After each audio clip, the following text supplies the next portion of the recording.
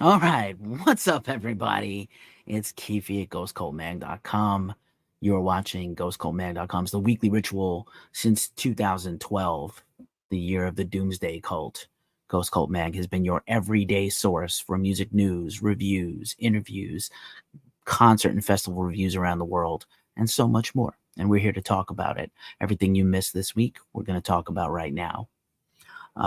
Looks like we were live everywhere, so we're going to just jam on this thing. The best experience for this show is always YouTube, TikTok, Instagram, Twitch, and other places, sometimes Facebook. Thanks for watching. We are at about the regular time. I know this show has been jumping around from week to week to week, but we're trying hard to keep it focused and keep it in the day. Let us dispense with the pleasantries and bring in the deck. Happy spooky season. I got my pumpkin, my desk pumpkin, an annual tradition for Keefe. And let me know what you see Leatherface there on our little Halloween themed artwork this month.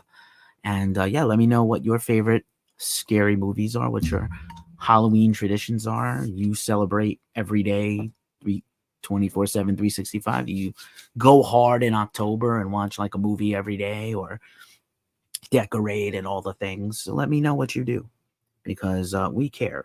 I'm interested in all of you. Ewan is here. What's up? Good to see you. HD is here. How you doing? A lot of people starting to pop in all over the place. Somebody's watching on YouTube. Say what's up. Give us a subscribe, a super chat, a super thanks, a super like, a donation. Buy us a coffee on Ko-fi. We got a PayPal. We do some fundraising. We do all the things. Get at us. Anyhow, moving into the show, let's do it. The Weekly Ritual, technically the Friday show on Thursday night. It is Friday everywhere else in the world except the East Coast and the USA, Midwest, and West Coast. It's about dinner hour here.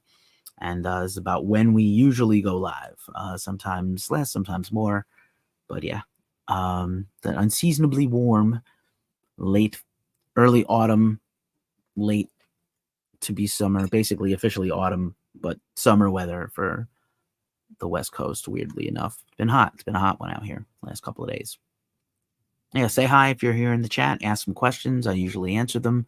Super chats and super thanks, or whatever it's called now, you go to the front. Time for some announcements. First and foremost, listen, it has been just a dumpster fire time in the year. So, of course, number 1, 2, 3, 4, and 5 in the top most important things is you got to take care of yourself. Mucus Lavender is here. Kyle Henderson is here. Def Drum 93 is here. We had Hurricane Helene here in the most of the Southwest and East Coast of the United States. There was also tornadoes. There's also the aftermath of natural disasters. And I know that people are all up in their feelings and they're all angry and stressed out about a lot of topics right now. But what we need to do is show care for each other. So if anybody's got links, I will post some in the description. But if you've got some specific links for GoFundMes or charitable organizations that don't steal the money and actual ways of helping people, please do. I'm not going to try to get overly political here. Sometimes I do. Not this time. Stephanie Montoya is here. Hi, Stephanie. The most important thing is that we take care of each other. I really mean that. Like, none of this matters if we're not figuring out how to get through this tough time in the world. Like I said, natural disasters are, no one can plan for them. I'm from New York City. We used to notoriously not have money in the budget if there was a terrible snowstorm that devastated the city or the state. There was never money for the cleanup. There was never money for overtime. There was never money for sand and salt and plows. And I don't kind of understand that. Blackie Chan 888 is here. What's up? All the regulars are coming in. Great to see you. My everydayers, my tried and true folks. I love seeing y'all. But it's the same thing. Like, we need to just accept that every year there's going to be these natural disasters. I haven't heard too much about the wildfires yet here in California. I know that it was such a hot season. I think they've been mostly under control as opposed to recent years that were terrible. So I'm thankful for that. Again, if you have links you can share where we can help raise awareness, let us know. Moving on. Once again, this show and every show lately has been dedicated to Sonia Ramos, aka Sonia Shredder on Instagram. She is a guitar luthier for metal bands and metalheads and metal shredding guitarist, and herself a guitarist in the Florida area, battling late stage cancer. We're just trying to raise money for the best care possible for Sonia, and we're hoping for the best possible outcome as Sonia continues the fight of her life. So please help us help her.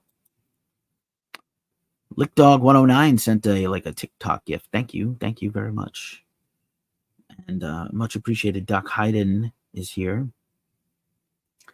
So we are just for funsies, because life is difficult and stressful enough. We're trying to raise awareness to get our favorite metal pooch in San Francisco, Django, Sainthood from the Sisters of Perpetual Indulgence. Django is a ally to all communities and marginalized peoples. Django's a huge metalhead. Here's Django with Necro Butcher from Mayhem. They were both on their way to kill Euronymous in this photo. Django's wearing his battle vest. So these things are important. Wendy Brick is here. What up, homie? Wendy Brick is a ghost cultist. He just shot Riot Fest for us, and more things to come. And we're going to run that Riot Fest coverage tomorrow. This week has been FUBAR, let me tell you. I'm telling you, in my 9 to 5 threads. So did you see the at Ghost Cult Keefe on Instagram? If you guys want to give me a personal follow, I had a job interview and a band interview the same day this week, and so I was like, you have two wolves inside of you: shirt and tie Keefe and metal guy Keefe. With I was ready for my interview with my black, one of my million black band shirts and a fucking trucker hat. This is my fucking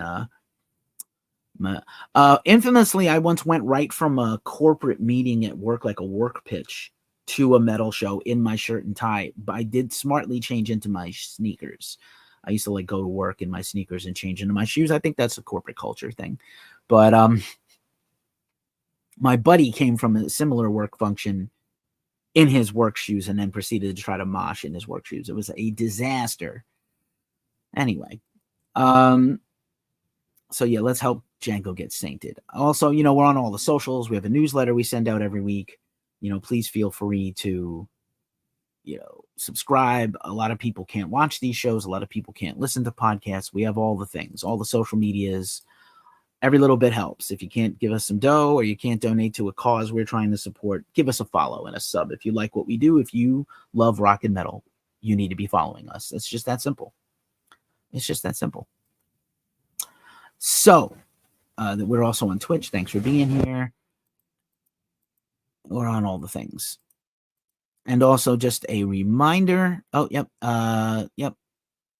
If you just like Discord or you just like Reddit, we're on those things too. And a lot of people have discovered us from Reddit, which I'm really appreciative of. I really am thankful for people who found us from Reddit. Oh man, this is just a crazy week of losses, just gutting losses. So we'll start the announcements with this. Brendan Dobbs of the band Meadows, Southeastern hardcore band, passed away. He was apparently beloved. A ton of bands and promoters and club people just put an outpouring of support. This is a still from a music video. Lambgoat is our affiliate partner. We'll talk about in a few minutes. They are always one up on everybody when it comes to hardcore. They cover metal, they cover everything, but I always consider them to be the hardcore experts. It's like where they live and breathe the best. JLA is here. Lisa GT19 is here. Hello. Matt is here. Hey, Matt. Thanks for passing by. Brooklyn Miss is here. Again, all the regulars. Blackie Chan, Brooklyn Miss, Stephanie Montoya. We got a ghost cultist. I got to get Randall. I was talking to Omar earlier on a quick call, and I was like, how do we get more people to just kind of tune into these things and follow, pump up our socials? I get that, the algorithms don't favor it. We're small but mighty.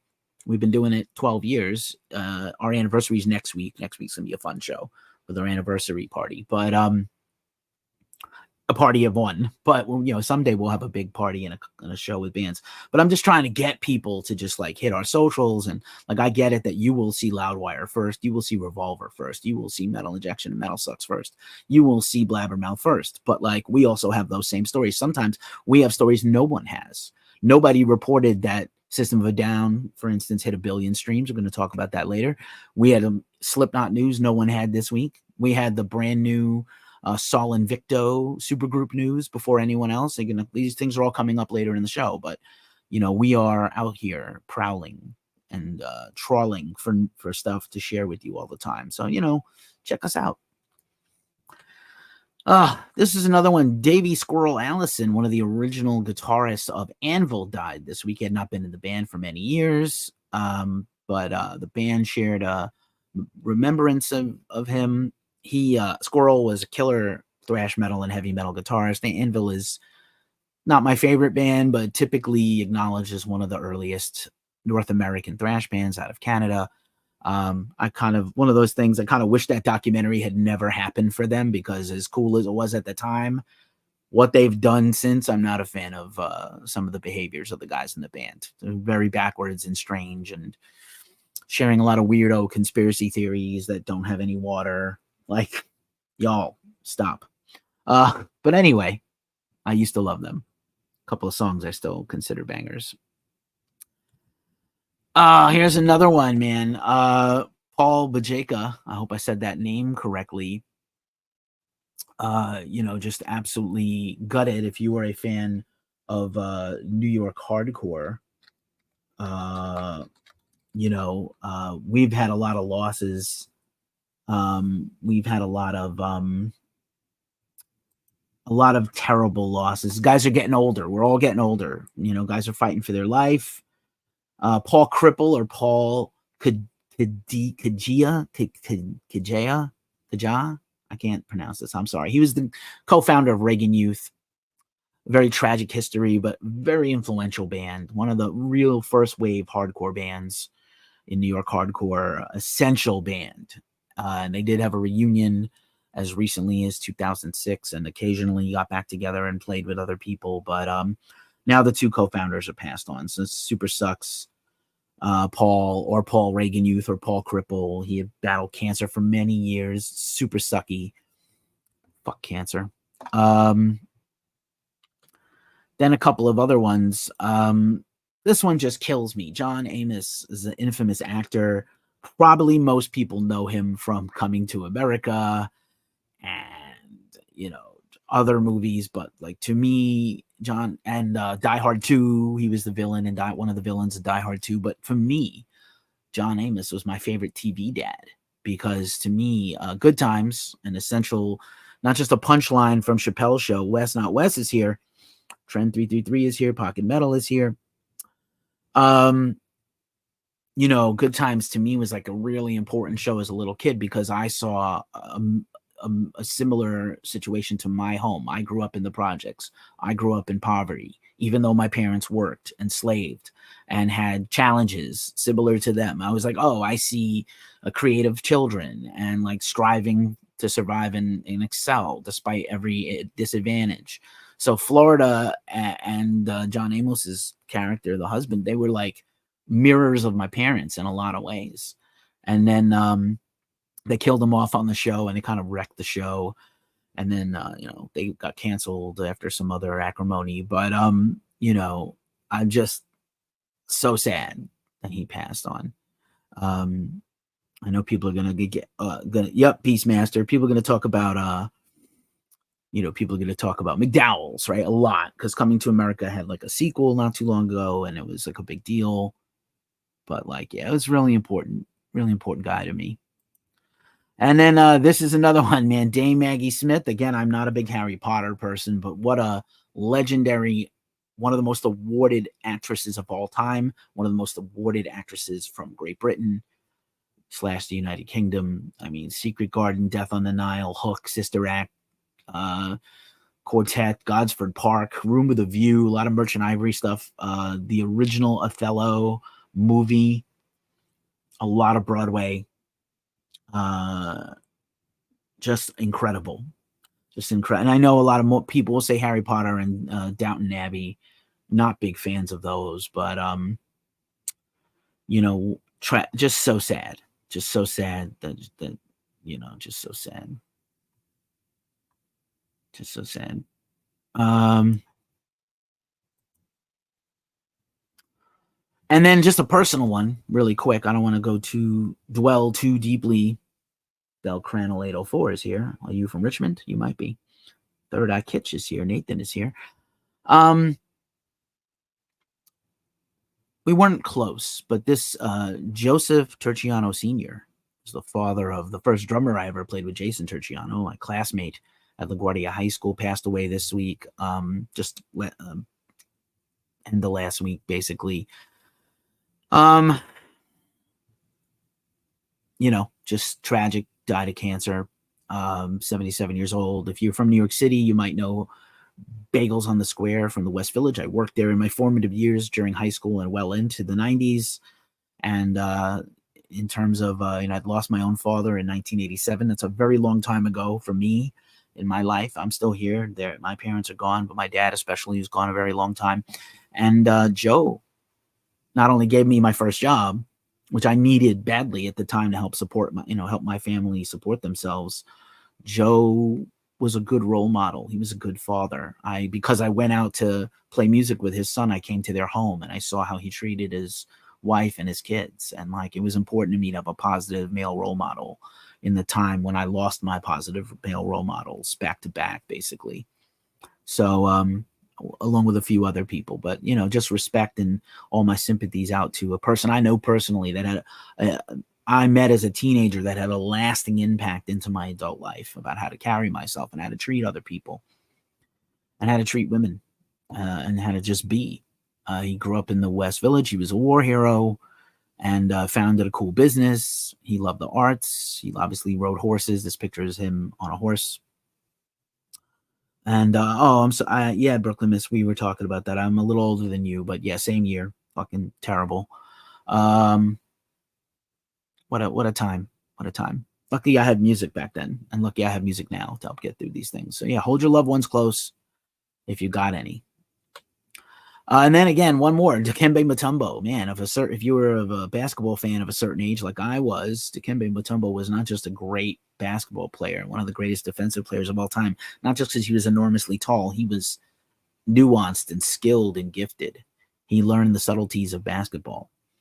And he was a phenomenal ambassador and personality for the game. He followed Patrick Ewing, one of my favorite players ever, at Georgetown. Sorry, I just bopped the mic there. And passed away this week of brain cancer. Again, a brain tumor. Jesus. Not an old guy, actually. Just a little bit older than us, people my age. So shitty. Jacob Spear 87's here. Johnny Powers, Born from Deception. Jen G, thanks for stopping by. Appreciate you. All right, that's enough of the sad news. Let's rock it now with the positivity and all the big features we had this week. Just a reminder, we have a lot of Slayer stuff to get through this week and talk about. We have a video talking about the return of Slayer at Riot Fest, coincidentally with our Riot Fest coverage coming tomorrow. We'll talk about how Slayer did not get to play their second show. They will probably get to play their third show, most likely. A lot of interesting stuff going on. So also out tomorrow, or today as you're watching this for the weekend, Blood Incantations, banger of a wild concept album, Absolute Elsewhere. And, what a phenomenal record is there. A major full-length album debut for Century Media Records, their third full-length overall. I did a quick 5-minute review. We've got a lengthy written review on our site by our own Thomas Thrower. You can check out this video. I'll link it in the description and in the video on the YouTube rebroadcast. Also, this past week was the 15th anniversary of Alice in Chains' Black Gives Way to Blue. Based on some of our social media posts about this and the live stream we did, enormously popular comeback album by the band. I know, again, this is very timely with a lot of bands now reactivating with key members passed away or quit the band or whatever. And people are very in their feelings about no Linkin Park without Chester, no Pantera without the brothers. Alice in Chains is proof that you can go forward, lose crucial members and move on. especially Lane Staley, an iconic vocalist. William Duvall has done a phenomenal job. And we've got an interview with him here on YouTube as well. You can watch about his solo career, but also Chains. Also, just a reminder, Black Dahlia Murder's new album Servitude is out a whole week. What do you think about it? It's amazing. We did a similar review, video review, and website review. I am trying to do more and more live streams. Tell me what you want to see. I've got some more stuff coming up soon. I like doing the class. Gabe is back. Gabe is again on.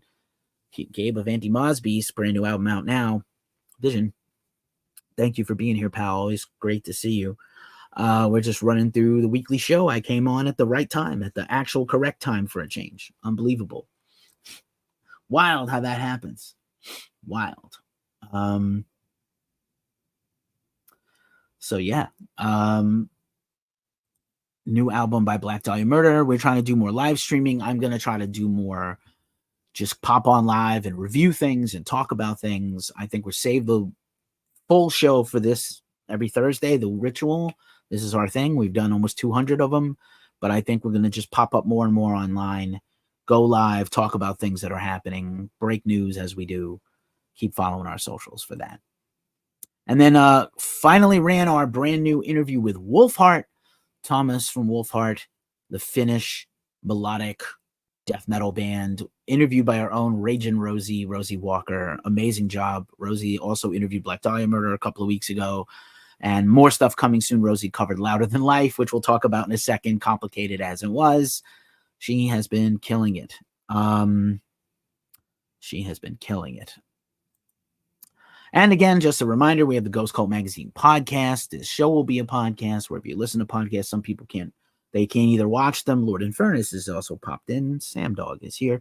Just some people can't commit to hitting the websites or following the socials, and they like podcasts. I love podcasts. I actually just discovered one of my favorite podcasts is coming back, 60 songs that define the 90s, but now it turned into 120 songs for the 90s, and now they're doing the 2000s or the aughts, if you will. And Rob Harvilla, you can follow him on social media, Instagram and X or Twitter or whatever the fuck. And he's just brilliant. He's got a book out, and I love this I love this style, and just one of my favorite podcasts. I've also been, we'll talk about, there's the Prestige television podcast from The Ringer. I think The Ringer has also maybe produced Rob's podcast as well. Just a reminder, we just wrapped up our series on Mastodon on the Glacially Musical podcast, beer, metal, swearing, vinyl, and much more. I am the co-host. The host is Nick Cameron. Glacially Musical was a blog. It's still a website, but mostly now it's a podcast. We just took a break at the halfway point in our new series on Mastodon. We're getting a lot of new followers, and they're just blowing up. Is that, hey, Windy Brick, is that the Rob Harvella podcast? I bet you do. I love that guy. I wish he would have me on. I want to come on and talk about metal bands, but he's only done a handful, honestly, or bands that could qualify that I would be an expert on, unless you wanted to talk about some jazz. 60 songs that define the 50s and bebop and smooth jazz of the 70s. I got you. I have a minor in musicology. It's what I studied. Tarny Blarnwell is here. Yeah, I love Rob Harvella, man. His personality is great. He's so awkward and self-aware and, just so painfully aware of his own life and his own shortcomings. Very, very similar to your boy Keefe right here, if I'm going to talk in the third person. But one last thing about Glacially Musical Podcast. We just celebrated our 200th episode. And tomorrow, finally, I've been talking about it for a few weeks to butter you all up. We are launching a vinyl giveaway. 2 lucky fans are going to win separate vinyl bundles from Glacially Musical Podcast. Nick has a surplus of records, some of them rare, some of them cool, but definitely both worth having. So we're going to have all the details about that tomorrow morning as we launch the new episode of the pod.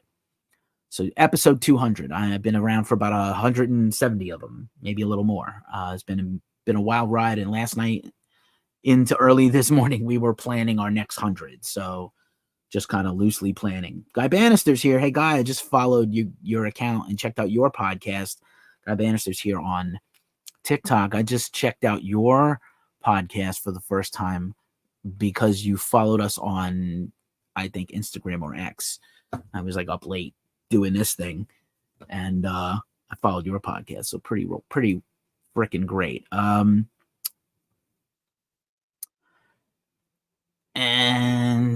where am I? I get lost sometimes. I lose my place in the deck.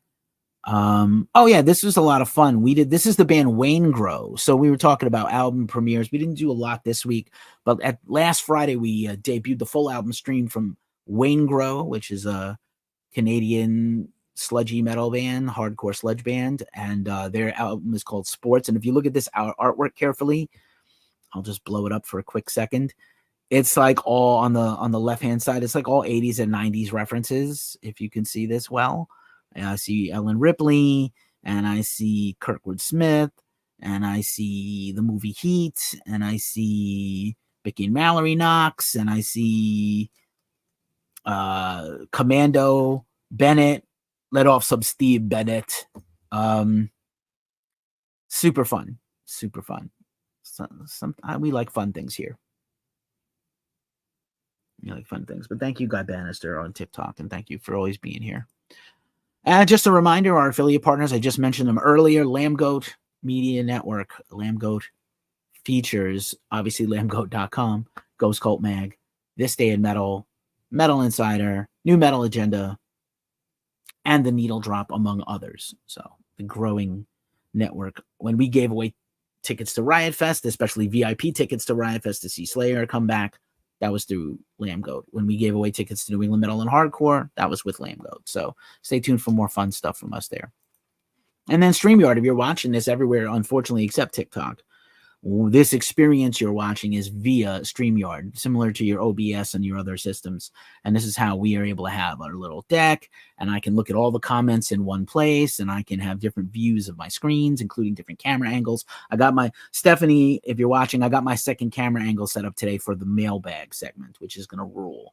So stay tuned for that. I will still do that unboxing of the Darsombra thing I unboxed last week, the cassette set. But anyway, StreamYard. And if you use our affiliate link in the description of this video, you get a discount when you sign up with them, and we get a credit on our account, which, you know, always helps. Oh, man. We got some Foo Fighters news coming up in a few minutes, but I just thought this was hilarious. This photos of Dave Grohl taking his daughter Halloween shopping at Spirit of Halloween in Los Angeles. I don't like paparazzi. I don't like being a vulture about these things, but I just thought his face kind of looking at the skeleton, just like, what is going on with my life? And so this meme kind of says it all, doesn't it? As I crack open a Liquid Death. My favorite flavor of Liquid Death lately is this Convicted Melon. And Liquid Death continues to kill the game. Thanks.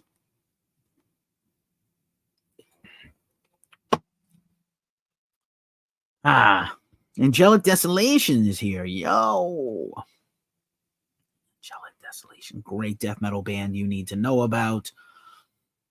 Thanks so much, everybody. All right. Moving right along. If you're on Twitch, thanks for being here. I see we got a Twitch watcher. Somebody was on Facebook. A few people on YouTube. Thanks for stopping by. Much appreciated. So, metal festival times, and there's a lot of stuff to get through. So Louder Than Life was last weekend, and obviously we talked at the top of the show about Hurricane Helene, and it was supposed to be Slayer's, that's right, Slayer's second show back after retirement for 5 years, and basically they tried everything they could. They really did. We have been working with the Danny Wimmer festivals for a very long time, so I know these people intimately, in some cases really well, and they tried everything they could to have the day. I know a lot of people were there and they were mad. Hurricanes and tornadoes are nothing to play with and nothing to mess with. Oh, the weather was fine. You think the weather's fine, and then in 10 seconds the stage could fall and kill a bunch of people, and something like that would be a horrible tragedy I don't want to imagine. So I'm always I know people travel just to see Slayer. People travel to Kentucky just to go to this show in Louisville, and their day got canceled. Our own Rosie Walker was there, and she lost the whole day. She traveled there herself. It's expensive to go to these things, even to get in to go to cover them. So they did everything they could. And then, logistics being what they can be, it's just really hard to have a band stay local and play another day. So I know Lindemann was able to move to the next day, but they couldn't. Now, they're working on a refunds, and I think that this is not like a Blue Ridge Rock Fest of this dishonorable money stealing pricks. Again, Danny Wimmer's got a reputation. They've been around 10, 15 years. They're not trying to fuck their shit up with the fans who are loyal. And Louder Than Life is the biggest rock and metal festival every year in the country. So they're going to try to get refunds. And what they offered today was that if you could make it to Sacramento for Aftershock and there was ticket availability and you had a ticket for Saturday, they would give you a pass to come to Sacramento and see Slayer. I know not everyone can do that. I think it's very unique. I've never heard of anybody do this. Come to our other festival in another part of the country if you can and see the band you missed and a bunch of other bands. I think that's pretty great.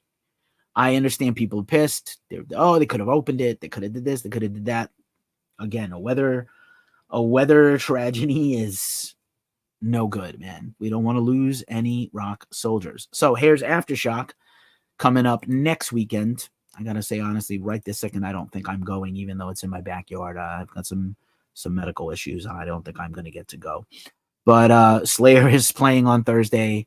Slipknot, Iron Maiden, Motley Crue, Anthrax, Ministry, Dropkick Murphys, Evanescence, Skillet, Pantera, Five Finger Death Punch, Judas Priest, Disturbed, Flogging Molly, Mastodon, and Static X.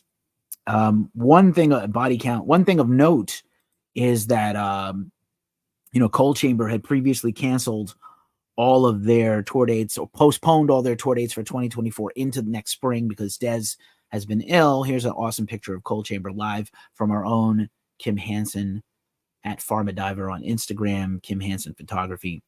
And so we noticed that Coal Chamber was still on the bill for Aftershock, and like maybe there was a chance if Dez had some clarity on his illness that they could come up from LA and do the show, but they pulled out this week and they announced Dope as a replacement, pretty good replacement. Those guys tour together a lot.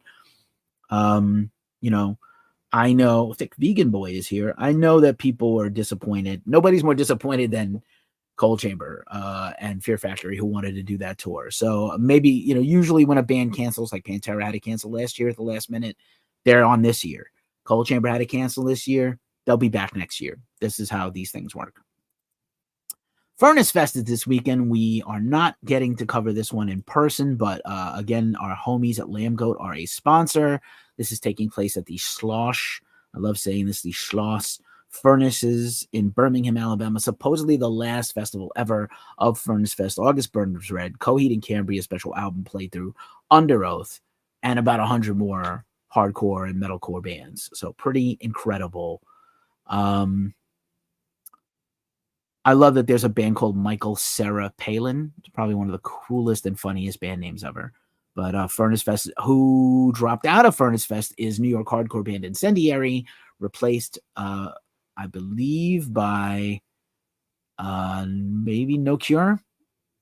I know those guys Fulminator just popped by. What up? What up? All the fun people are on TikTok, but all my homies are on Instagram and YouTube. It's weird how that happens. But there's a lot of fun people on TikTok, fun screen names and fun people passing by. So Sonic Temple has announced a gang of more bands. The rumor from our homie Wolverine Kills, I don't know if you know this, before I had Ghost Cult, I worked at another website called Metal Army America, which was like Century Media's version of Blabbermouth, because Blabbermouth was originally part of Roadrunner.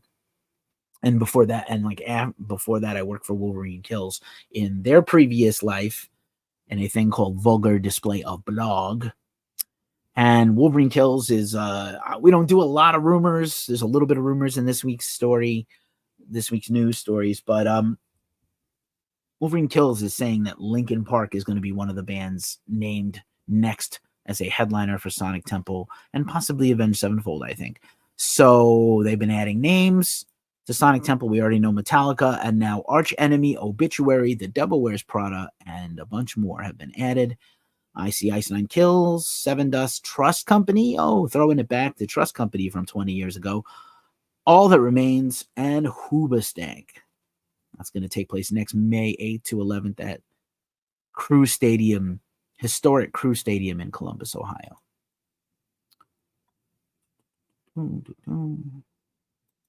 More people are watching. Great to see you. Thanks for being here. All right. Plowing through. Milwaukee Metalfest has announced their first bunch of bands. This was the end of last week. Down, who is making extensive plans to tour in 2025. Dillinger Escape Plan, Exodus, Destruction, 3 Inches of Blood, Wolves in the Throne Room, Trouble, Harm's Way, The Acacia Strain, Fugitive, Speed, Exorder, Full of Hell, and Necrogoblicon, Deceased, Legions of Doom. Just the first batch of bands. We're going to get more and more announcements. I really would like to go to Milwaukee Metal Fest next year. This is also interesting. So some hardcore festival news. FYA Fest 11 is taking place this January in Orlando, and they had to move to a new venue because people were mad that the venue they were at was supporting Israel. I know people are up in their feelings about all the politics and everything.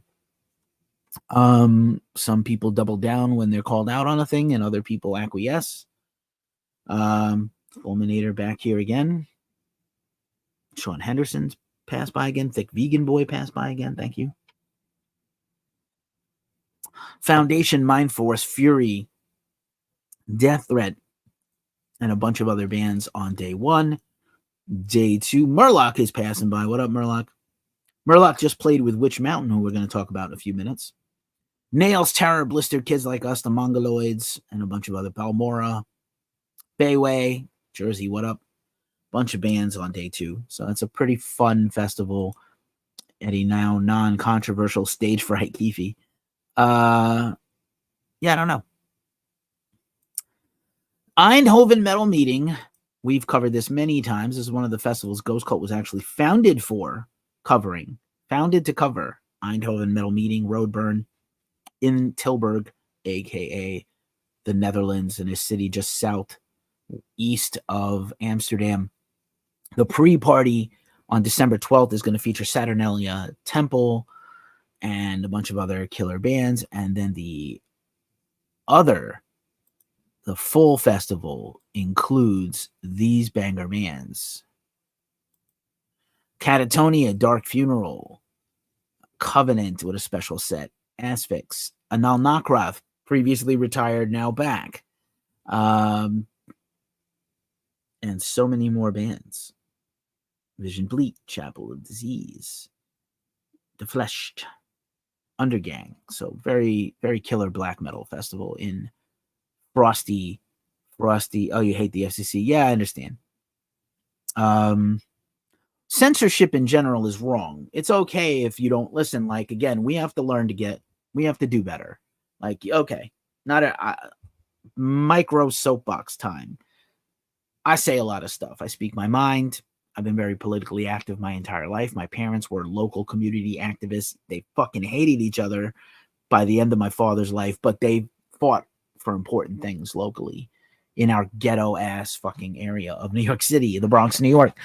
And, but like, okay, you're going to encounter people that don't agree with you, or a president is going to get elected you hate, or a political ideology is going to come around that you don't respect. Fine, cool, fight the power. All that's true. Stand up for yourself. Don't get bullied. But also unplug from the internet and just live your life and fight for the things that matter to you. And don't waste your time shitting on everything else. Focus on how you uplift what matters to you. That's my words for today. That's what I believe. You don't have to agree. My beliefs don't insist that you agree with me. My beliefs insist that I focus on my beliefs, and I'm open to change at times. These handsome older fellas that used to be handsome young fellas is Evergreen Terrace. So this is a pretty fun story from this week. ShellShock Fest sounded like a good idea. It was going to take place, or it is going to take place still, in Florida. And they were going to, like, let's raise awareness, put on a charity hardcore and metalcore festival in Orlando in a few weeks, October 19th at Level 13th Entertainment Center.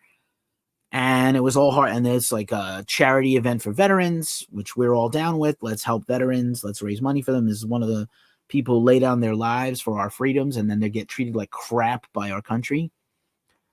And PTSD among veterans and suicide among veterans is extremely high. So, of course, we want to help raise awareness to this. Then they went and invited Kyle Shittenhouse, the murderer, to be a guest of the festival, a featured guest. And all the bands dropped off. Like every band, Evergreen Terrace was first, and everybody followed them. Like, yeah, no, we don't want to co-sign this fuckface who's a professional victim now and is going to, somehow a fucking murderer celebrity. I haven't seen one of those since OJ. And then you kind of dig deeper into their podcast is like about their sponsors are all, gun manufacturers, a lot of like bro energy, barbed wire tattoos, and a lot of gun videos and stuff like that, which is fine if you love guns. It's Florida man. Yeah, Kyle, I still am hoping the streets take care of him. You know what I'm saying? If there was ever anybody that fucked around and still needs to find out, it's that piece of shit. Fucking performative crying in court and his negligent, horrible mom. These people need to be made an example of. But I respect all these bands for dropping off. And what did they replace Evergreen Terrace and all these killer hardcore bands with? A Slipknot cover band. And I love me some Slipknot, and I love cover bands. I used to play in one. Played in a tribute band. Pathetic. You guys are pathetic. So anyway, that's I will never talk about those guys again. That's my one bit about them. Yeah,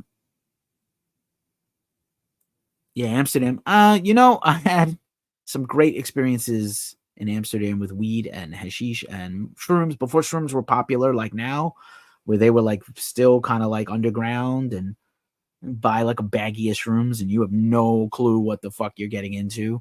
I smoked like a whole lid of hash in Amsterdam and then went to a Pink Floyd film festival of all their like late 60s, pre-70s avant-garde films they used to do the soundtracks to. One of in particular I'm particularly obsessing over and love. And it's just like I couldn't even move. It was so strong and I was so baked out of my fucking mind. I had a great time out there. I need to go back. Maybe next year will be the year. I really need to go back for Roadburn and the rest of Alexander Meineke is here. What up, Alexander? I'm a big fan of your TikTok, sir. All right, Arctangent Fest. We have our review up on the site. Arctangent Fest has announced their first bands for 2025. On to some positive news. Carnival, a rare headline appearance in Europe. Melvin's Rollo Tomasi new live album out now, Between the Buried and Me, or as my co-owner Omar Cordy calls them, Between the Pillow and Me. Good band, questionable guy in the band, but good band. Kailisa, who we love here, so that's another festival for Kailisa. We Lost to Sea, great band. Fall of Troy, great band. Dune, recent interviewee of Ghost Cult. Adabisi Shank, I believe that's an Oz reference. Killer. Alpha Male Tea Party. Ghost, not Ghost, the Swedish heavy metal band, but Ghost, the industrial artist who we've interviewed also recently. James Lawler. Sugar Horse, Inter Arma, KO Dot, Sleepy Time, Gorilla Museum, back from unretirement. Heave Blood and Die. Vessels, Burner, Giant Walker, Meth, and many more cool bands. So what a great lineup already, just beginning to roll out the lineup of Arctangent. Mr. Bungle, I'm a big fan, Gabe. Helldorado, here's another festival we're hoping to cover. I'm not sure fully we're going to get to, but we've tried. This is coming up next month. I can't believe it's October. I was like, is it October? It's October. Next month, November, mid-November, in Eindohven again. Baroness, Graveyard, Napalm Death, Pallbearer, Cobra the Impaler, From the Crypt. Frank Carter and the Rattlesnakes, recent interviewees of Ghost Cult. Peter Pan, Speed Rock, John Coffey, Days of Our Lives, Dole, great band.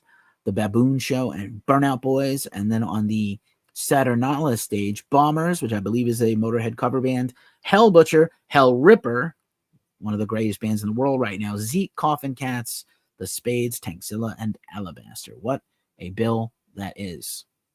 I would pay a lot of money to see that lineup in person. Hopefully we get to cover it. Also, Deserfest London announced their very first bands. We have covered all the Deserfest. We have coverage coming of Deserfest New York very soon. Just waiting on that. Zeal and Ardor, Elder, Amun-Ra, Stone Jesus, The Devil and the Almighty Blues, Planet of Zeus, Rickshaw Billy's Burger Patrol, fun band. Sons of Alpha Centauri, fun band. That's a stoner doom band led by Jonah Matranga from One Line Drawing and Far, by the way.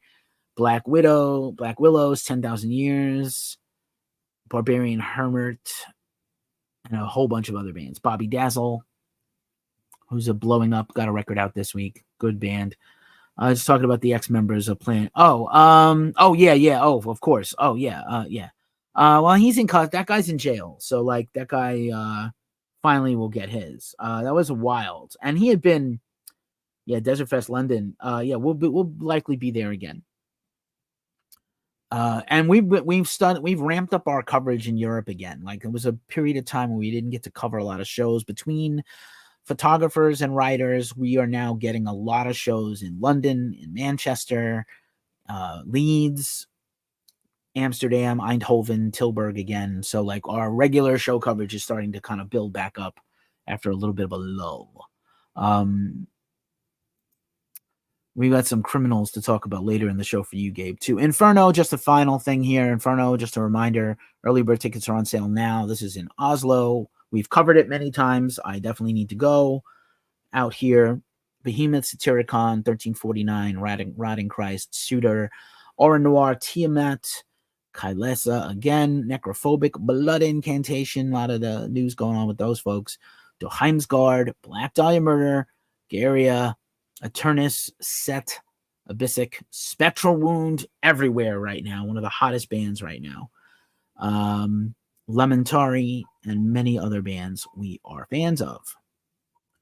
So that's in mid-April, right around the same time as Roadburn. Unfortunately, I don't know if they're overlapping this year. Sometimes they overlap, sometimes they don't. I would love to hit one and then the other. That would be sick. Go to like Amsterdam, go to Roadburn, spend the weekend there, run around Amsterdam for a few more days, do some more touristy museum stuff. Rembrandt Museum, Van Gogh Museum, Rembrandt Square. I did all that before, but I would love to do it again. And then hit Oslo. I've never been to Norway. We've covered stuff in Norway. We've covered a bunch of festivals in Norway. Yeah. So let's see what else. Hard Rock Hell. I think this is the end of our festival. A lot this week to get through. Thanks for being patient. I appreciate y'all. Hard Rock Hell Prague Fest 15th anniversary. Is that 15th or 18th? I can't quite tell.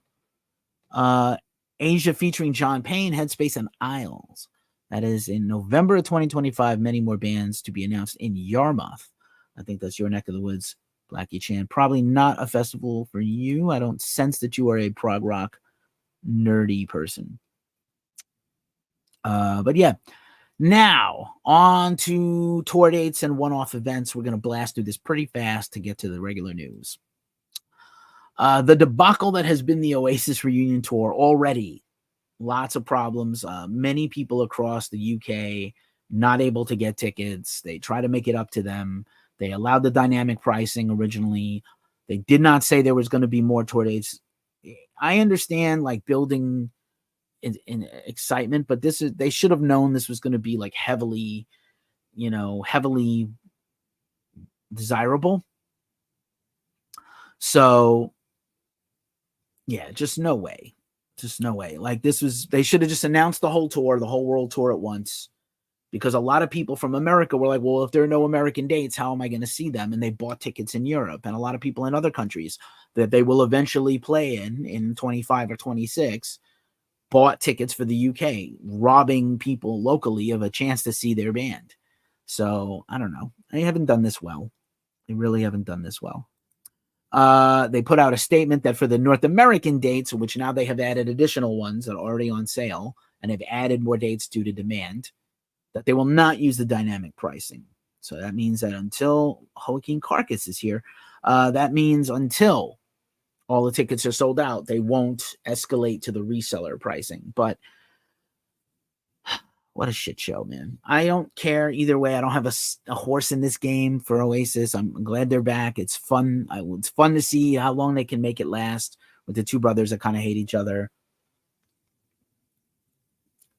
Just to go back for a second, even this photo of them, I'm pretty sure they're not in the same room. They've shot separately, photoshopped together. They don't even look like the lighting composition around their heads it'd be a supremely big shock to me if they are together in the same room for this photo. But anyway, Cannibal Corpse has announced European tour dates. This is phenomenal.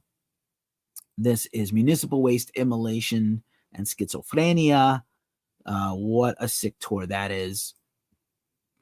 Always a good time for Cannibal Corpse. Metallica tickets are on sale now for 2025. They just wrapped up their final weekend in Mexico. If you listen to the Glacially Musical podcast, Chris Lowland is here, and Diana Holman is here, and Diego is here. If you listen to the Glacially Musical podcast, we forecasted what we think Metallica is going to do with the rest of their 2025 beside these shows. Tune in to find out what we talked about. Iron Maiden also made a similar thing to Oasis. They're not going to allow dynamic pricing. Kind of took a swipe indirectly at Oasis and their team, how they handled things. I just think it's funny. Iron Maiden going to play Aftershock in just another week.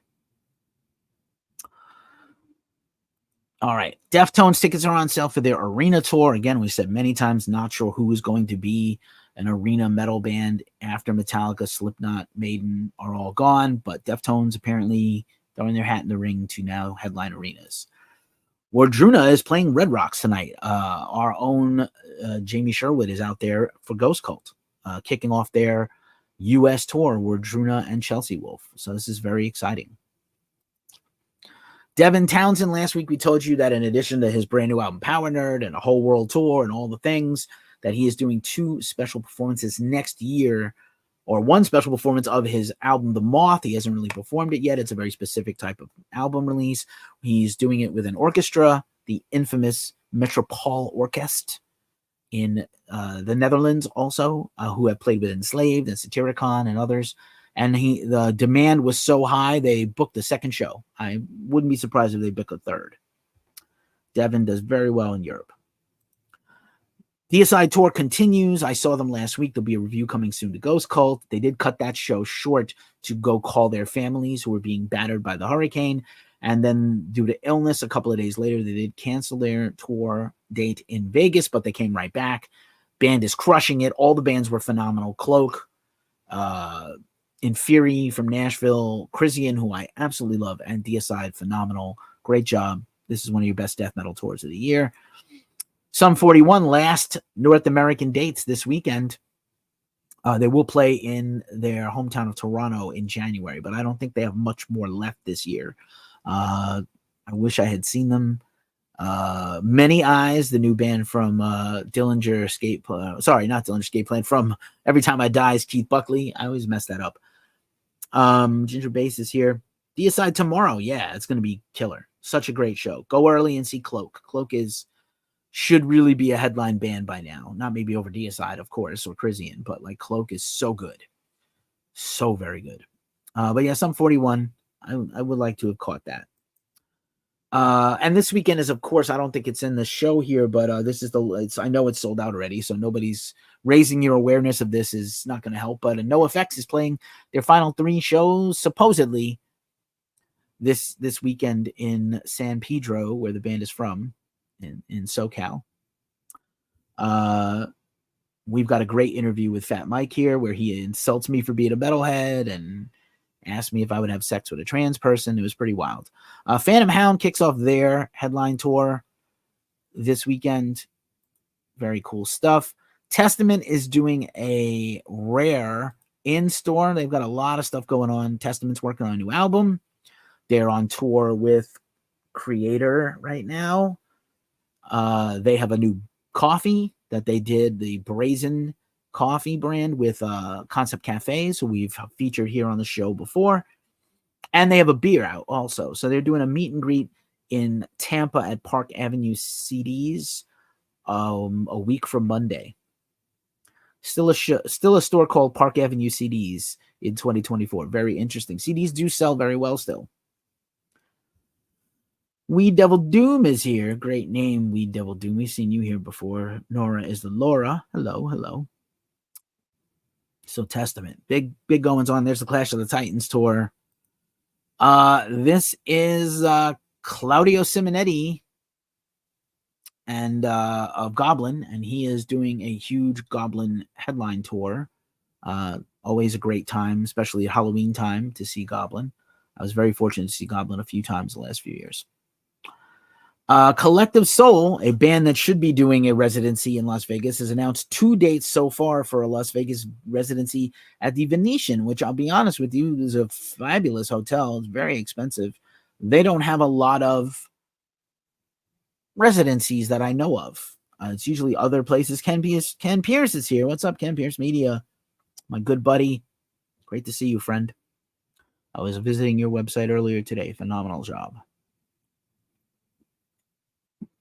Collective Soul doing a residency. We'll talk about another residency, not as good, in a few minutes. Hopeless Records. I've been talking a lot about my wonderful experience at the Punk Rock Museum. I just talked about Fat Mike and NoFX. Adobe Radio presents the 30th anniversary of Hopeless Records. The opening of Hopeless Records Traveling Museum exhibit, 1,000 unique historical items, open to the public. Come meet Hank the Pigeon, who's their mascot. Free surprises and stuff. October 17th, just a couple weeks away in Las Vegas, 8 to midnight at the Punk Rock Museum, so free. Obviously, to go to the Punk Rock Museum itself, there's an entry fee. Highly recommend it if you love punk and just American music in general. It's phenomenal. Dropkick Murphys have announced their annual St. Patrick's Day shows in Boston. They'll probably do a tour surrounding this. They've got a new album out right now. Always a great time with the Dropkicks. One of the best bands to ever do it. This is John Lodge of the Moody Blues. I always talk about this. Your older bands are slowly retiring and stepping away. John Lodge is doing a full Days of Future Past. That's your Nights in White Satin.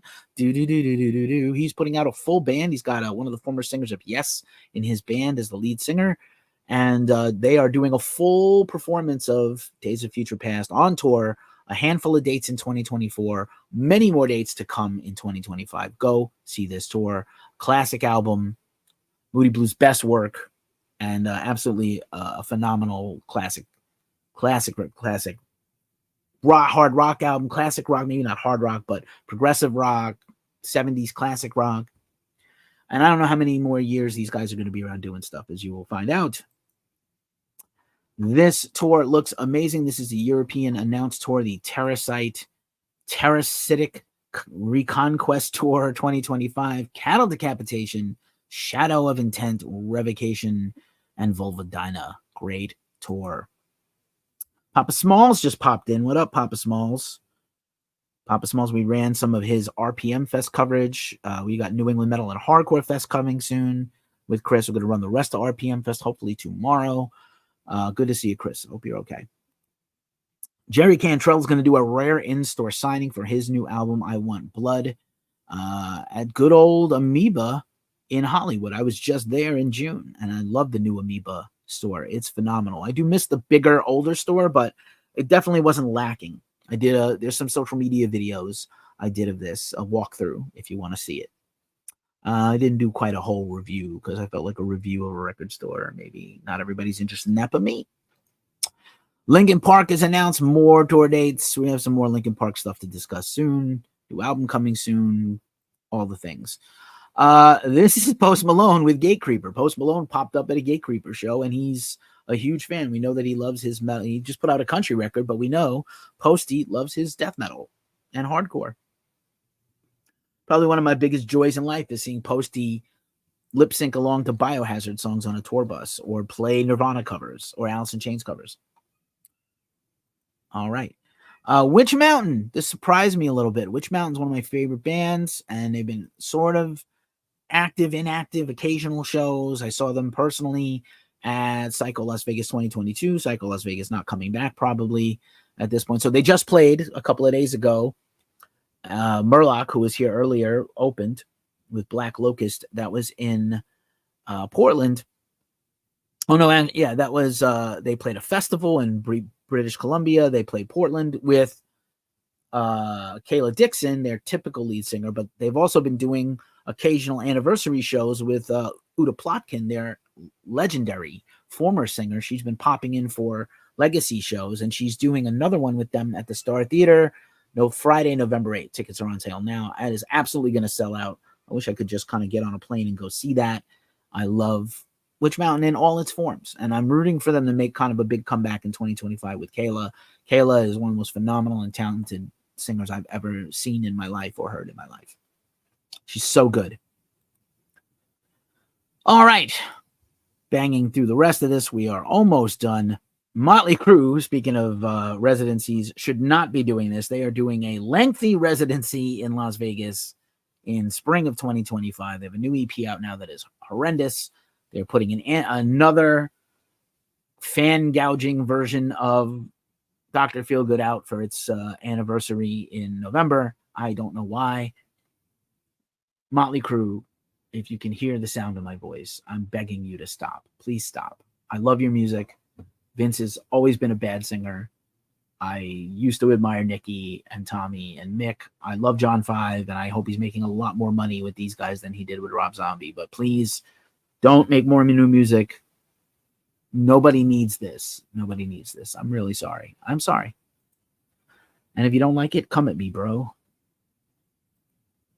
All right. Also, just September 30th versus October 1st. It's spooky season, everybody. It's spooky season. Let's do it. All right, we're at the 1 hour mark. I'm going to try to bang through the rest of this show with a quickness. Let's go. Let's effing go. Ozzy is going to be inducted into the Rock and Roll Hall of Fame very soon. And the big story of today is who is going to be, look, I know that a lot of people don't like the Rock and Roll Hall of Fame and find fault with the Rock and Roll Hall of Fame. I'm thrilled that Ozzy got in, and he absolutely deserves it. But, I don't look to the Rock and Roll Hall of Fame as like my go-to defining, linchpin, hang my hat on everything. But the induction will include performances by Maynard James Keenan of Tool, Puscifer, Perfect Circle, Billy Idol, and Jelly Roll. Be interested to hear them all sing songs. I predicted earlier on a social media post that I would love to hear Jelly Roll do a country version of Mama, I'm Coming Home. Jelly Roll rules, and I think he would slay it. I know not everybody likes him, but I love the guy. We were supposed to do an interview, and he got laryngitis. Supposedly, Ozzy's backing band is going to back the band, Zakk Wylde and Andrew Watt, as well as Stevie Stevens and Wolfgang Van Halen on guitar, Metallica and former Ozzy bassist Robert Trujillo and Chad Smith on drums. Chad has played on Ozzy records. Jack Black will make the speech inducting Ozzy, which is pretty fitting. There's a rumor that Ozzy is going to try to get up and perform with them. I hope not. If he's not up to it, I don't want to see him suffer. I'd rather him just get his flowers, get his award, and be out. But if he feels like he can get in a chair or stand up for 5 minutes and do an Ozzy song with them, great. Could he sing? Probably. Can he perform? I'd hate for him to suffer to do that, but I'm proud of him. We'll be bringing you more news and a review of the induction ceremony soon. More Jane's Addiction drama than you can shake a stick at. 3 weeks of this shit. Tours canceled. Perry made some excuses. Perry's wife, who's apparently a crazy toxic person, tried to dispel discussions about Perry's care. He's going to see doctors, but never mentioned substance counseling or mental health. He mentioned his ears, eye, and throat doctor visits and specialists. But, his behavior is not acceptable no matter what physical maladies he's suffering. So we get more news this week. Dave Navarro, again, has gone on the record in the last couple of weeks saying, we have a new album coming out and people are never going to get to see these songs live. Why do we work on it? I hate this. And then, weirdly enough, Martin Lenoble, here's a picture of Porno for Pyros, Perry's other band that's presumed he will go to if he can't do Jane's Addiction, or he'll do something else with his wife. Porno for Pyros, Martin Lenoble, former bassist, just went bananas on his social media commenting about how Perry is a nightmare to deal with. Actually, I think I have a quote here. I had some notes. Hold on a second. This is worth reading because it's wild. Let's see. Yeah, here it is. So let me read this quote to you. I can say unequivocally that Perry has been the worst frontman I have ever worked with, Lenoble wrote on Twitter in a post since deleted. Always a kind word followed by shitty actions. The fish rots from the head down. I still don't understand how he channeled some of those great lyrics and vocals on the first 2 Chains records. And I've worked with some difficult singers, Lenoble continued, all kinder, better, and more talented. I judge people by their actions, not their banter, and about spirituality. And then he referenced Mark Lanigan, Scott Weiland, and Lane Staley, and Dave Gahan, etc. Perry doesn't show up for rehearsals or sound checks or writing. He jumps in late with shitty lyrics. Some I had to tell him were terrible, unprepared, wild-eyed, not present, high. Motherfucker does it over and over again. And Farrell's wife, Eddie, is a horrible person. I will sue you. We have money to burn. Let's see where that goes, she says. All the time. That's like her go-to shit. So this is, and then he deleted it and it's like, oh, I have no business chiming in and saying anything. But it's like, we have the receipts, bro. Like, tell us how you really feel. And Martin, I think, briefly was in Jane's too. He toured with them a little bit, right? So you're not getting a Christmas card, not getting invited to the next thing. Dave Grohl, again, I normally don't devolve into rumors, but I think this one is bearing. After they pulled out of that festival, it's the only thing Dave Grohl pulled out of. But after they pulled out of that festival, rumors have been swirling that the band is going to go on hiatus. Now, they just put out their record in 2023, But Here We Are, which I personally loved. It was one of my favorite Foo Fighters records. I saw the band at Riot Fest. They killed. They played for 2.5 hours, twice the long length of most headliners at Riot Fest.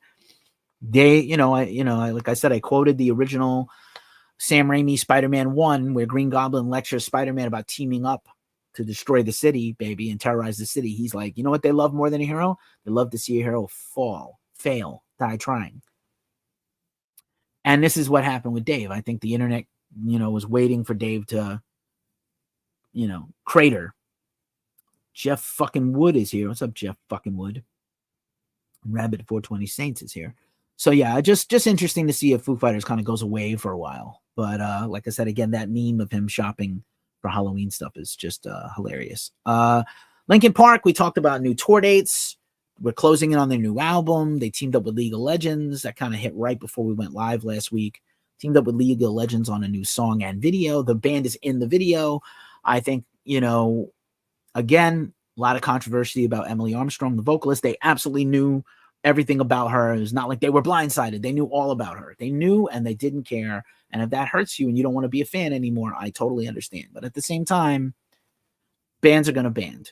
And they knew what they liked her the most. She literally won the audition and they liked making the record with her. So you're stuck with her. I think the fans are starting to come around on social media, but also still a lot of horrible misogyny and other things. If she sucks, she sucks. I don't think she sucks. But if you just can't accept her as a singer because of Chester, I get that.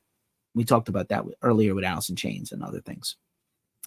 This is a lot of fun. I was kind of surprised nobody else really picked up this story but Ghost Cult. But once again, Ghost Cult, we are the leaders of this shit sometimes. Clown versus Corey on Hot Ones, eating death wings, answering like very personal questions to each other. See who emerged victorious. But it was like, you can tell they have a long history of friendship. There was some biting shit there, including Corey ranking his most famous beefs with other artists. Wow. But a lot of fun. Slipknot, we just ran our Knotfest coverage. Thank you, Wayne Edwards, for going out to Des Moines and braving a storm and covering that festival. And we've covered the Here Comes the Pain tour and, so much more Slipknot stuff coming soon. This was a big shocker today. 3 Days Grace rejoined by Adam Gontier and continuing to have Adam Walst in the band. So Adam Gontier has never said never in terms of that band. He's had his own band and solo career. Saint Asonia is his other band. And he showed up at a show with them, I think a year ago in Nashville when Matt needed a night off or he was sick.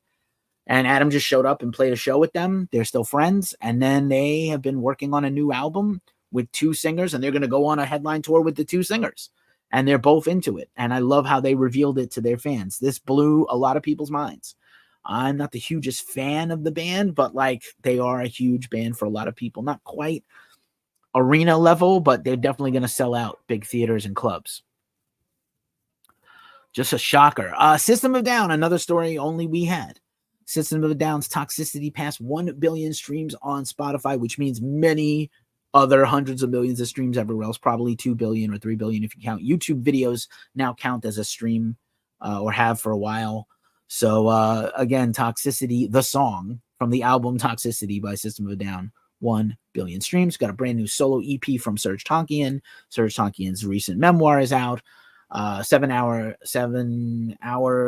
after Violet is Chavo's new band. Darren has reactivated Scars on Broadway, which is going to start playing festivals and stuff. I don't think we're going to get more system music. Chavo's like, I got a bag of riffs. Are you ready? And Serge keeps being like, nah, I don't think so. I don't want to. If they want to pick a new singer, I still would back it. I don't think anybody wants system with a new singer. They could theoretically, like I said, Darren, if he wanted to do the music of System of a Down by Darren and bring those guys out with him and just do a tour with Darren singing part of the time, I think that would work, but people don't want it. Like I said, they didn't let Jerry Cantrell, but he's only now becoming a big deal as a solo artist. They didn't let him have his solo career right after Chains fell apart. So I don't think if they're not going to let him, I don't think they're going to let Darren. Here's Pink Floyd in one of the few pictures of them ever smiling. This is crazy. Pink Floyd has sold their catalog. You've seen a lot of this. I've been talking a lot about this. Sold the rights to their future earnings for their catalog for a lump sum payment of $400 million to Sony Music, who has a long relationship. The previous labels of Pink Floyd are now owned by Sony, so it makes sense to keep it in-house.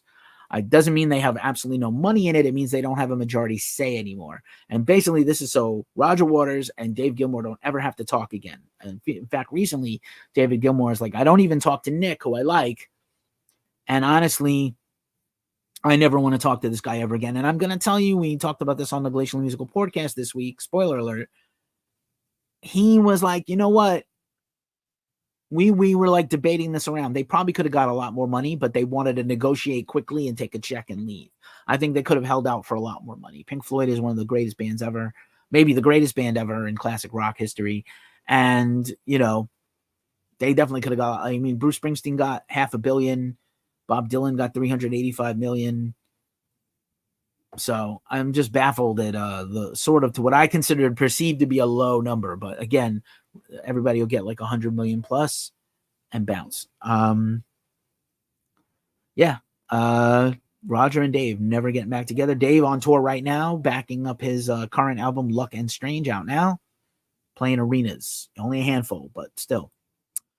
And in other news, two other old geezers, Tony Iommi and Bill Ward showed up at a charity event unbeknownst to each other and just took a photo together. Like, hey, mate, I miss you. How you been? I'm great. How are you? And just posed for a photo. People were taking photos. I'm like, oh my God. I don't think Black Sabbath will ever come back and do a final show. I know Sharon wants Ozzy to do a final show. I just don't want to see Ozzy be poor on stage, feel, sound bad, look bad, feel bad. Bill has not played, he says he plays drums every day. I do feel like they screwed him out of the 13 tour. So just shitty. Green Day's in a lot of hot water. They played Las Vegas recently, and you know that Green Day stands the East Bay. They're from Oakland, and they are diehard Oakland A's fans. They've done a lot of stuff in their community, which I'll talk about in a minute. They were on tour in Las Vegas on their headline tour that just ended with Rancid and Smashing Pumpkins. And Green Day, Billy Joe said, like, Vegas, he's mad because Las Vegas is now getting the Oakland A's, and it's going to hurt the Oakland community to lose the baseball team. I went last year to a game. Thank you. I love Dorothea. She is the shit. I've been lucky to see her in a tiny club and in a big ass place. And I do love this Wendy. I recycled my shirt rotation. I realized I was probably like wearing the same 10 shirts over and over every few weeks and rinse, wash, repeat. And I was like, let me bust out some other shirts. So I got this Windhand shirt out of the closet. It's pretty fresh, huh? Look at that. Pretty satanic. I bought this from the band on tour. So Green Day in a lot of hot water. They said Vegas sucks. It's a shithole. It's not Vegas fans' fault that the baseball team, it's greedy billionaires and 100 millionaires that are ruining this shit. I'm sure Green Day had a full sold out show in Las Vegas at the football stadium. I'm kind of shocked that he shit on the city. And the rock radio stations of Vegas collectively said, up yours, Billy Joe. We're not going to play Green Day ever again. You're banned. On to some more positive news. They recently relaunched their coffee brand as Punk Bunny Coffee. It used to be Oakland Coffee Company. I think a while back I unboxed some coffee from them. I finished my bag. It was delicious. And I have some merch. I think you guys saw me in my rare white t-shirt appearance back in August.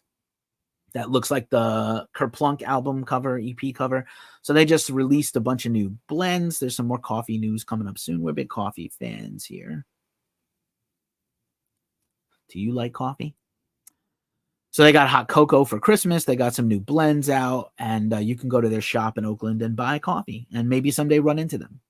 I'm still hoping to run into Green Day, play like an underground show here in the Bay Area. And Billy has his like glam metal covers band where they do Crew and Poison and Rat covers, unironically, and they just play at like bars. So I'd like to see that someday. A sure sign of the apocalypse. The grandchild of Tony Hawk, the infamous pro skater, and Courtney Love and Kurt Cobain, Frances Bean Cobain, has given birth to a new baby boy. Ronan Hawk Cobain has come into the world last week. And crazy that Kurt Cobain would have been a grandfather had he still been alive. Courtney Love is a grandma. Wild. I'm glad she's got her shit together. New album coming out from Hole, apparently in 2025.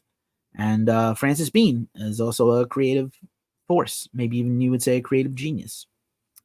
And Tony Hawk's son is apparently a pretty great guy and a skater. So their child, good luck, Ronan. You're blessed genes, at least. The world is your oyster. The world is a vampire. Lacuna Coil dropped a new song and video this week. New album coming soon. I think on Valentine's Day 2025. Hotly anticipated. This is fun. Saul Invicto. We also broke this news and the band shared our post. Thank you. Most bands don't share anything. This is a super group made up of members of Deftones, Stick, the technical metal band, progressive metal band from the UK, and Eric Bobo of Cypress Hill on drums. Their new EP, Loosely Aware, is coming out. They dropped a new single. And yeah, that is Stephen Carpenter of Deftones. He said he was up to some other bands. This sounds like actually like Meshuggah, like technical metal, hardcore and progressive metal with Steven on the riffs. And I wonder if he's not going to really tour anymore with Deftones, which seems like the case. He's not touring, or even showing up to play a show in his backyard here in San Francisco that I saw in August. Maybe this is his next destination. I don't know. I'm not rooting for him to leave. He apparently wrote and helped produce the whole new Deftones record. Lesser Magic is here. Hello. Good to see you. So yeah, Saul Invicto. Stay tuned for that band. I'm very excited about this EP. Life of Agony and Dixon Flannel have teamed up on a series of streetwear and clothes, shirts, flannels, etc. Here's the band modeling all the stuff. One of our favorite people in the whole world is Alan Robert of Life of Agony. Absolutely adore you. Again, they sent me one of his books, his adult coloring books recently. He's got 2 or 3 New York Times bestsellers at the same time right now. And his birthday was this week. So happy birthday, Alan. Next week, he'll be at Comic-Con. We'll talk about that next week. Also here, speaking of other people branching out into other things, this is AC Slade, killer shot here. I love eye contact shots. I used to be a concert photographer. This is AC Slade. You know him best from Dope. He's also a touring guitarist for the Misfits. He was in Murder Dolls. AC is a wonderful dude, and he has taken his Catfight Coffee brand into a coffee shop that he has now opened up in Boonton, New Jersey. Every time I think of Boonton, I think of the woke up this morning on the wrong side of the bed. Sopranos had a lot of activity in southern coastal New Jersey.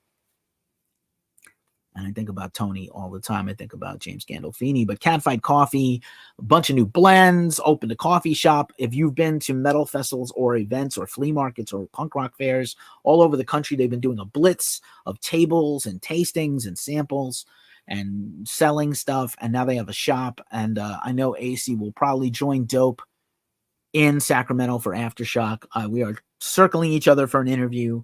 I would love to talk to him all about coffee because I am a coffee holic.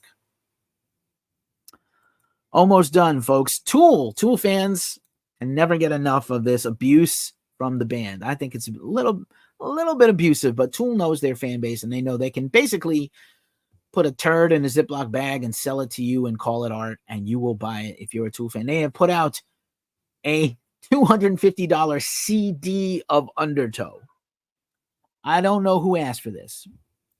It comes with a commemorative coin, brand new artwork, unreleased photos and interviews, a lenticular artwork card, and like I said, a coin, a special case. I don't need this. This album turned 30 years old last year. Created with Justin Chancellor, curated it, and Mackie Osborne, Buzz Osborne's wife, who I love. Sculpture art by Vahan Bego that they photographed for the artwork, but it's just like, there's some other things I would rather have from Tool that are not this. I understand that on tour, when you do like the very expensive VIP, they then sell exclusive stuff. When they got their own personal vinyls for Fear Inoculum for the first time, and they were already on tour, they got a crate of vinyls. They signed them all, and they sold them for like, at the moment, they were rare before they released them. So they were selling them for like 500, 1,000 a copy, and people will pay for it. Just like Maynard with Pussifer has like exclusive high-end fashionable gear and merch, and fans will pay for it. But like, I know a lot of other fans are like, this is bullshit. I don't need this. I have all the Tool I need on vinyl. I have all the Tool shirts I will ever need. I don't need anything else from them, but I do appreciate them. And Fear Inoculum just turned 5 years old too. End of August. Here's another great shot of Behemoth by our own Kimberly Moran. This was shot at Beyond the Gates Festival in Norway, the Black Metal Festival. They have their 30th anniversary Blu-ray, DVD, live stream, live album coming out soon. They dropped another single and video from the live stream. Pretty damn awesome. No Pit Photography's here. What's up, No Pit Photography? We're almost done with our Rock and Metal News live stream show every week. It's a lengthy show this week. Have you been watching? What are you watching in terms of television? I've been started watching Agatha all along, or whatever it's called, the Agatha series on Disney Plus. I'm one episode behind. It's always middle of the week is always real busy for me to try to get stuff done. But I just finished watching Industry Season 3. This show has blown my mind. I used to work in finance. Now I work in marketing when I'm not doing Ghost Cult. And in the next to last episode of the season, that was tumultuous to say the least, Rage Against the Machine's Bomb track was played at the very end of the episode and into the credits. And I was like, yo, this is phenomenal. And I'm sure it helped their streaming. But a fun show. Let me know if you're watching. What are you watching? And if you're watching this, no spoilers, but what a crazy ending to the season.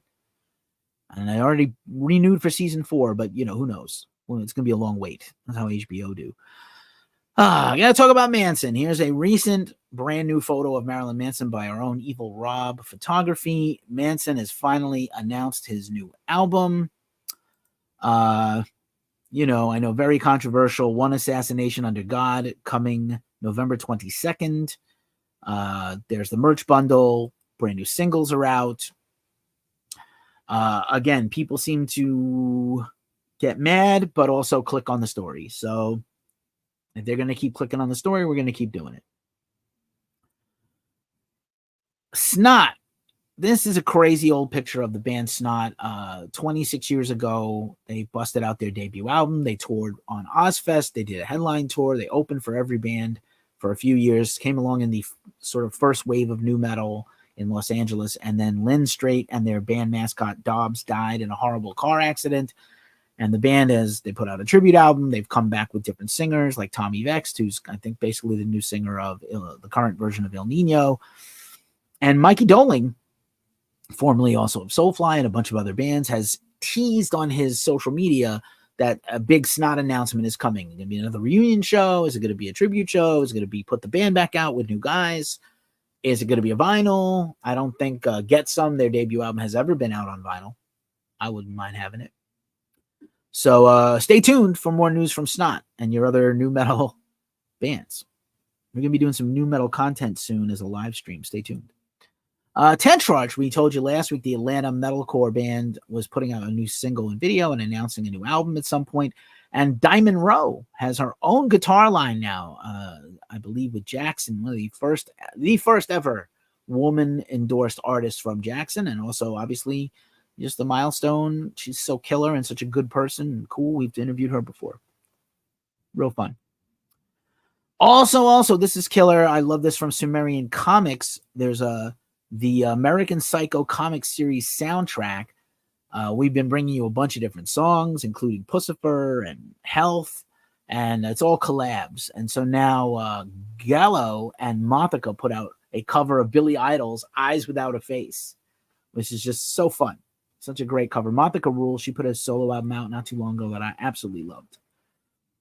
Mark Hoppus of Blink-182 has co-written his memoir called Fahrenheit 182 with maybe my favorite writer about music, Dan Ozzi. You probably know him from the punk and emo book Sellout, as well as his New York Times best-selling book Tranny with Laura Jane Grace about Laura's transition. And so I expect this to be a banger of a book. Mark is a great personality, and the Blink comeback has been impressive, to say the least. Women in Circles here. Tanya Scott is here. So yeah, I'm excited for this one. This is coming out April 8th, 2025. So I'm going to see if they'll send it to me early and I can get a review out. I'm working on a lot of review stuff right now, and it's just so much work. Do all the things. We're almost done here, folks. Thanks for being patient. Here is Massive Wagons, the British heavy rock band. They got a new album, new video, new single, new album coming soon. This is the Polynesian hardcore band Slant. They have announced some new music and a tour. Super cool. I think they're from Malaysia officially.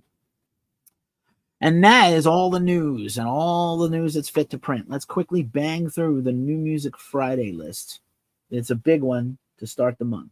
Albums released this week for New Music Friday include Lords of the Trident, some power metal, April Art, some modern metal, rodeo, Barbarians of California on 1 RPM metallic hardcore, Blood Incantation, talked about that video here on the channel. Go watch that next.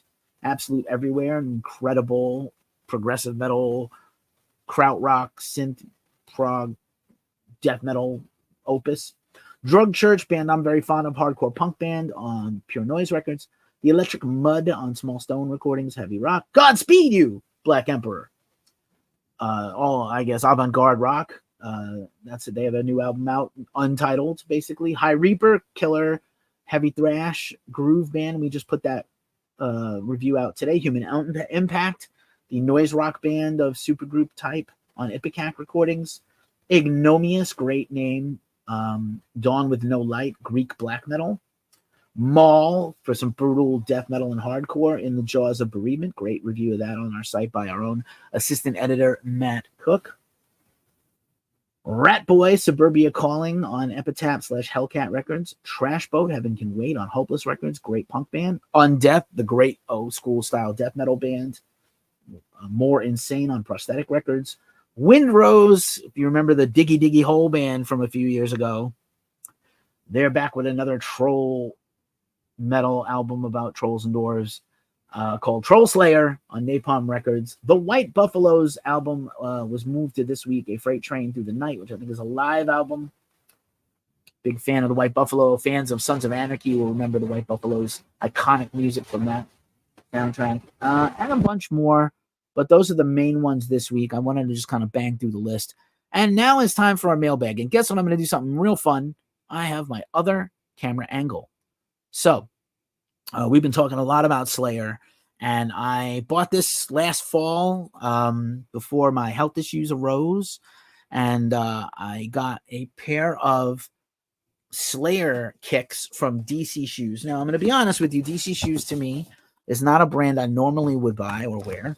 I am a Vans dude and Skechers dude. I got some Skechers, Star Wars, and Metallica shoes, and I have my Vans that I do also love. So let's do this. Let's get the other angle, and I'll try to hook you TikTok folks up. But first, let's take a quick look. Here's what the shoes look like. If you want, I'll blow this picture up before I switch the camera angle. Boom. That's what they look like. Those are some images from the DC website, DC Shoes. That's the top view. Pretty cool looking. These Slayer kicks. Obviously, Slayer reunion back after 5 years. They missed that Louder Than Life show. Expecting them to play Aftershock next Thursday, a week from today. And I expect after that they're going to get announced for more things in America and abroad. for 2025. So I bought these last fall. They were a little too tight on me. Some of my health issues with high blood pressure and diabetes cause my legs and feet to swell a little bit when I eat the wrong things. And now that I got some of that stuff managed, not great, but better, I tried them on and they fit again. So now I'm going to try to wear them out. I don't think I would do a festival with these on, but if I'm just going out casually, I surely would try them out. So let us go to my other camera angle and unbox the shoes. Is it the shoes? It's the shoes. Hey! Now you're seeing a little angle here from me. That's not too bad, I gotta say. All right. So we'll open the box. Nothing too special or fancy here. There we go. Let's open that up a little bit more there. So yeah, still got the tags on them. Look at that. Naturatex Ultra material. There's a QR code. There's the one shoe. Kind of like a very cool, a little bit like Metallica Ride the Lightning kind of background with the Slayer on the back of the heel. I will tell you that the DC shoes do run a little narrow compared to my Vans or my Skechers, which is tough for me because I have a kind of wide ass foot. Here's again the side view and the side view. Here you go, TikTok. I'll show you if you want to take a quick look at that Slayer DC shoe and the back and the classic DC bottom with the DC logo print there. And, you know, still got new shoe smell. I've never worn, other than trying them on, I never wore them. So they are actually brand new. But you can see they're a little narrow, and I got kind of a wide ass foot.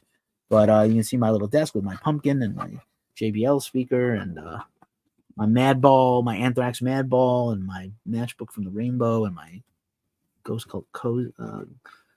coaster. So yeah, that's the Slayer DC limited edition shoes. I don't quite remember how much they cost. They were 10. I wear a 10.5 typically. Yeah. Oh, sorry. I technically, let's see. I was still seeing the shoe. It's weird because should have went to the other camera angle. Oh, I see what happened. There we go. All right, I'll show them real quick one more time. Sorry about that. Thanks, Blackie Chan. Sorry. Just one more time. Let's just unbox these. Here's the Slayer shoe. That's the actual shoe. And a little side profile. And a side profile. And the back heel of the shoe says Slayer on it because we're all slaves to brands. I wonder how Jeff Hanneman would have felt about these shoes. And again, the classic DC shoe bottom. That is the right and the left. Like I said, they run a little narrow. So if you're still trying to find these, or you look on Depop, or you look on eBay, or you look on someone selling them, they do run a little bit narrow. I have kind of a fat ass foot. So they, you know, to be honest, they could be better. But yeah, now I'll flip it back to, let's see, flip it back to me. And me. Hey, it's me. All right. And that's our show. That is our show. Again, spooky season is here. They are pretty great, huh? I like I said, I think I can just get into them and wear them in a social setting. If I have to do a lot of walking, I wore brand new Vans to the first Riot Fest that I went to last year, and it was a bit much. It was a bit much. There we go. And yeah, I broke them in quick, and it was rainy and muddy on day 3. But so like, I don't think I would wear those to a show, and I don't think I would wear them for a long walk. But I think if I had a social event or a concert where I wasn't standing the whole time, I think I'd wear them out. They're a little narrow, but now my issues are a little more under control. So maybe I'll give a health update next week. I have some health stuff to talk about that I might be able to share. But yeah, that's the deal. That's our show. Again, spooky season is here. Tell me what your favorite movies are, your favorite horror movies, your favorite slasher films. I'm going to do a new one every week. So this cover will change slightly for October every week. We're going to have a few more of these, my favorite horror movie heroes. That's our show. As we say every week at this juncture of the show, it is a tough time in the world. So please take care of yourself. Take care of each other. It's really hard out there right now. Check in on your friends and loved ones. If you got somebody in a state that's affected by Hurricane Helene and the resulting floods and tornadoes and storms, please look out for them. Share link. If you can't give, share information that's, you know, trusted and positive. Share actual donation links where supplies can get to people. And once again, we're ghostcultmag.com. I'm always going to dance a jig on the way out. Thanks for being here. We'll see you next week. Stay tuned for more.